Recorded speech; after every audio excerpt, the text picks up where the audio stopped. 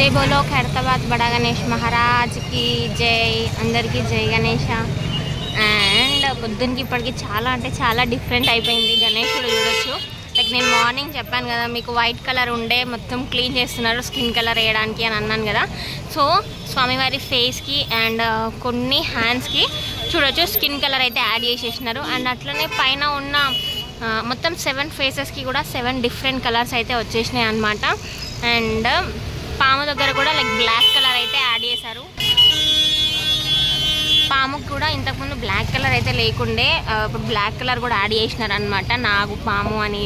Hint ఇస్తుంది కదా ఒక సింబల్ ఆ సింబల్ కూడా కనిపిస్తుంది పాము మీద అండ్ పడగ పైన బ్లాక్ కలర్ యాడ్ చేసిరు అండ్ అట్లనే ఐస్ పాము కళ్ళు కూడా చేసినారనమాట కలర్స్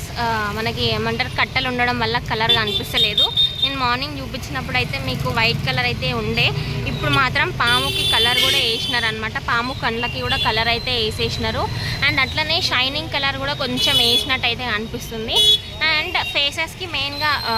మొత్తం 7 ఫేసెస్కి అయితే 7 డిఫరెంట్ కలర్స్ అయితే ఫిల్ చేసేసినారు అండ్ అట్లనే కింద పాదాలకి స్టార్ట్ చేసి జస్ట్ ఎండ్ చేసారు అనమాట మొత్తం అయితే కంప్లీట్గా అయితే ఇవ్వలేదు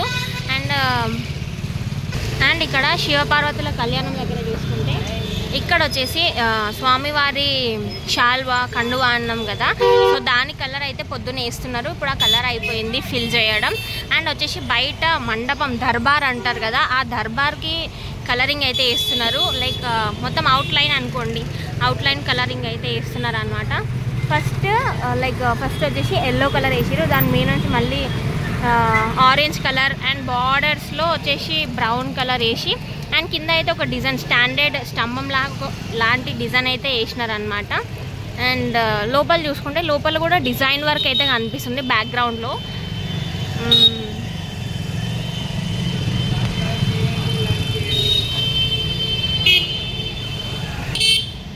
బ్యాక్ సైడ్ అయితే చూసుకోవచ్చు బ్యాక్ సైడ్లో అయితే కలర్ అయితే వేసేసినారనమాట ఫ్లవర్ డిజైన్ సో పెండ్లి అంటే ఎట్లుండదో అట్లా అయితే కనిపిస్తుంది మొత్తానికి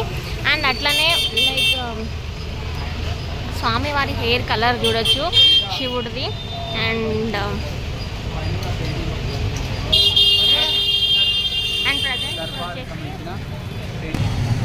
వెనకాల ఉన్న డిజైన్ వర్క్ అయితే ఇంకా చేస్తున్నారు అనమాట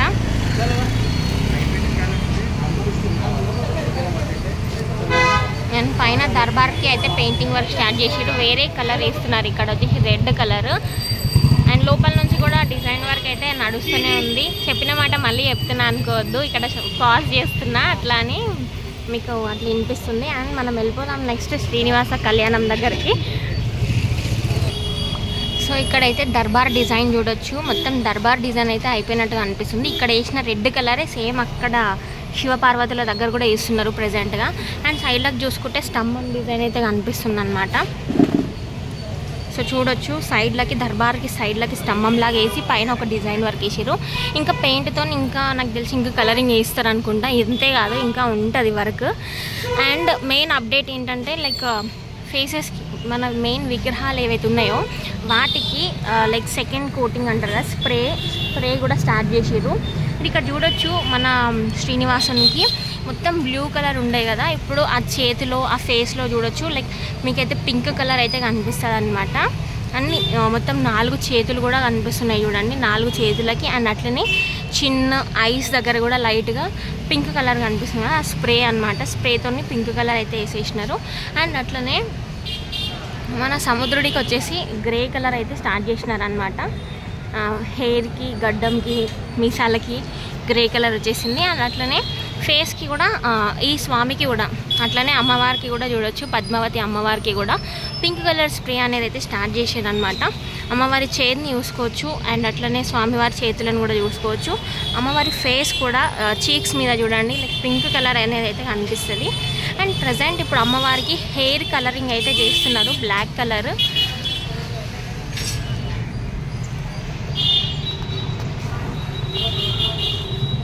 అండ్ ఇక్కడైతే పూలదండ మొత్తం కలరింగ్ అయితే అయిపోయింది అండ్ ప్రెజెంట్లీ బ్యాక్ సైడ్లో ఇంకొక అన్న వచ్చేసి మండపం డిజైన్ అయితే వేస్తున్నాడు అనమాట బ్యాక్గ్రౌండ్లో పెళ్ళికి సంబంధించిన డిజైన్ వర్క్ చేస్తారు కదా, అదే అన్నమాట. ఆ పూలకు సంబంధించిన డిజైన్ వర్క్ పెయింటింగ్తో వేస్తున్నారు. అండ్ ఇంకా లించున అన్న వచ్చేసి లైక్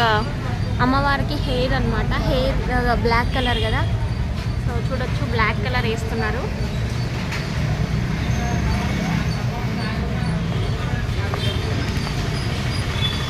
అండ్